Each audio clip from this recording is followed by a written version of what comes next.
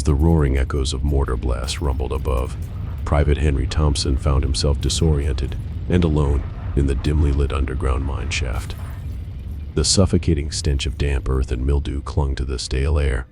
Henry's heart pounded like a war drum as he fumbled for his rifle, his trembling fingers struggling to grip its cold steel. The communication lines had gone dead, and the enemy had advanced faster than anticipated, leaving him stranded in this forsaken death trap of concrete and shadows. Sweat trickled down his furrowed brow as he groped for the small flashlight in his pocket. With a click, the narrow beam cut through the oppressive darkness, revealing a maze of narrow tunnels and cramped chambers. Desperation gnawed at Henry's stomach as he slowly staggered into the bunker's depths, his flashlight casting grotesque shadows on the cold, dripping walls. The silence was suffocating, save for the distant rumble of artillery fire and an unsettling feeling that something may lurk in the shadows. It began with subtle signs of disturbance: a discarded helmet, its owner fleeing in terror, a rifle cast aside in haste by a comrade overwhelmed with fear, and ghastly scratch marks etched into the cold, dripping walls. A desperate attempt to escape something unseen. Henry's pulse quickened, his instincts screaming at him to flee, but he knew there was no going back. As he rounded a corner, his trembling flashlight beam fell upon a horrific tableau that froze the blood in his veins. A disturbed mural of twisted symbols and nightmarish depictions stretched across the damp concrete walls. A perverse language of madness. His fingers clung to his rifle, trembling hands threatening to drop his only weapon. Henry's heart pounded like a captive beast within his chest, his breaths coming in shallow, fearful gasps. He couldn't shake the gnawing sensation that he was not dealing with the enemy he expected. This was something far more sinister, a venom that had infested the gut of the bunker. As he ventured deeper into the warren of tunnels, a bone-chilling growl resonated through the corridor, reverberating like the cry of a tortured soul. Henry's breath quickened, and his grip on his rifle turned white-knuckled. He had heard stories, whispered tales from superstitious soldiers about the thing in the tunnels, a creature said to lurk beneath the battlefields, a vile and filthy critter that feasted on corpses. The flashlight's beam seemed to quiver, casting eerie, elongated shadows that danced in macabre revelry. An oppressive silence settled upon him, broken only by a low, echoing growl. Henry could feel the nerves in his spine. He knew he was not alone in this subterranean nightmare. Slowly, the odious silhouette emerged from the shadows, its mottled flesh crawling with decay. It stood on elongated limbs, its joints bending at impossible angles, like some perverse marionette controlled by an unseen puppeteer. Its bloodshot eyes locked onto Henry's, and a hideous grin contorted its nightmarish visage, revealing rows of jagged, serrated teeth. A primal scream tore from Henry's throat as he unleashed a volley of gunfire, the deafening roar echoing through the tunnels. The creature staggered, its abhorrent form writhing in pain, but it would not die.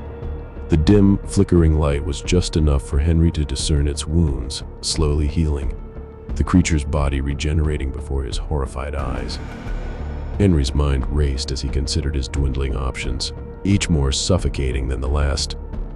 His trusty rifle, a steadfast companion through many battles, now empty of rounds, could serve no more purpose. The cruel reality cut through. He had no means to fend off the repulsive creature that hunted him in the nightmarish catacomb. In the darkness, beads of sweat mingled with dirt on his face, creating a muddy paste that clung to his skin, stinging his eyes and clouding his vision. And as the grotesque creature closed in, Henry knew he had to make a stand. Panic surged through his veins, intensifying with each looming step. There was nowhere to run, no way to hide. Summoning every ounce of courage left in him, Henry faced the abomination. He hurled his empty rifle at the creature, hoping to distract it momentarily. It lunged, and in a desperate, heart-pounding struggle, Henry raised his arms desperately to try and grapple with the fiend, successfully wrestling it to the ground as it clawed at him. Their battle raged in the Stygian depths of the underground bunker, but Henry's strength waned, and he felt sharp claws tear into his flesh. The creature's frenzied snarls echoed in the darkness as it clawed and snapped at him. In a final act of desperation, he delivered a powerful kick at its chest, sending it sprawling backward. Gasping for breath, wounded and battered, he seized the opportunity to crawl away, his flashlight somehow still in hand. Blood dripped from his wounds, staining the damp floor beneath him. His vision blurred, and his movements grew sluggish as he crawled on hands and knees, a wounded prey seeking refuge in the abyss. But in the distance was a faint glimmer of hope, a narrow passage that opened before him, leading to a chamber yet unexplored. With a renewed surge of adrenaline, he forced himself to his feet and staggered towards salvation beckoning in the darkness.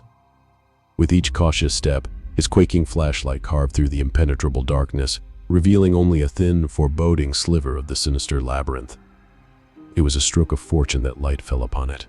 A crude tripwire, a grievous sentinel of doom, stretched tautly across the narrow passage, rigged with an old landmine, a chilling vestige of wartime devastation.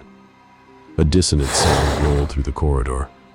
The nightmarish ghoul pursued him with unrelenting fervor, closing the distance with each dreadful heartbeat. Its guttural growls resonated off the clammy, time-warped walls, a haunting symphony of terror. Henry teetered on the precipice of certain doom. In that harrowing moment, a primal force surged within him, more potent than fear. The abominable thing, driven by insatiable hunger, lunged forward. It would all be left to fate. Henry, ever fast on his feet, dove left for cover. The creature's monstrous form collided with the crude tripwire, triggering an ear-splitting explosion that ripped through the tunnel. A torrent of fire and shrapnel shredding the cursed air. The detonation shook the fabric of the mineshaft, an earth-shattering crescendo that sent shockwaves quaking through the ground. Stones and earth cascaded around them. The threat of a cave-in loomed like the Grim Reaper, waiting for harvest. Within the maelstrom, Henry lay in misery, battered and wounded, yet astonishingly alive.